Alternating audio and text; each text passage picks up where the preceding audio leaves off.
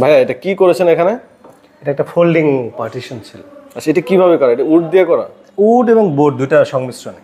আচ্ছা এটা কিন্তু এই সাইডটা ফোল্ডিং এবং ওই সাইড আছে একদম ফিক্সড করা, তাই না? জি, দুইটাকে সেপারেট করা হয়েছে গ্লাস দিয়ে। গ্লাস দিয়ে, মাঝখানে তো গ্লাস আছে, বোঝার হয় নাই। তারপরে এখানে দেখেন, আমরা এখানে চলে আসলে একটা টিভি ক্যাবিনেট করা আছে, খুবই সুন্দর। আচ্ছা এগুলো সব এসপিএল দিয়ে করা না ভাই? এসপিএল এবং ডুকু পেইন্ট। আর উপরে কি করেছেন? এটা একটা সিলিং এর কাজ করা হয়েছে, সিলিং এবং পেলমেট আছে। ওকে, আর কোনটা কত টাকা স্কয়ার ফিটে কাজ করা হয়? সিলিং এর রেট মূলত 450 টাকা থেকে 550 টাকা স্কয়ার ফিট। টিভি ক্যাবিনেট পরে 1000 টাকা পার স্কয়ার ফিট।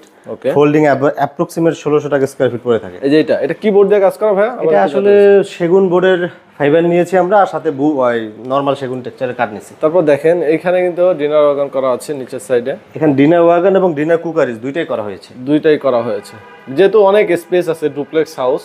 এগুলো কত টাকা স্কয়ার ফিটে কাজ করা হয়? আমরা এগুলো 1600 থেকে 1700 টাকা পার স্কয়ার ফিট পড়ে থাকে। 1600 থেকে 1700 টাকা পার স্কয়ার ফিট করে থাকে। আচ্ছা, তো ভাইরা এই যে এখানে যে সিলিং গুলো করা হয়েছে, যে কোনো ধরনের সিলিং এর জন্য প্রাইস তো একই থাকতেছে, তাই হ্যাঁ, না? যে কোনো ধরনের সিলিং এর জন্য প্রাইস একই থাকতেছে, লাইটিং সহ। লাইটিং সহ। স্ক্রিনে ভাইদের নাম্বার দেওয়া আছে, আপনারা যে কোনো ধরনের ডিজাইন যদি করতে চান ভাইদের স্ক্রিনে দেওয়া নাম্বার আপনারা যোগাযোগ করে নেবেন।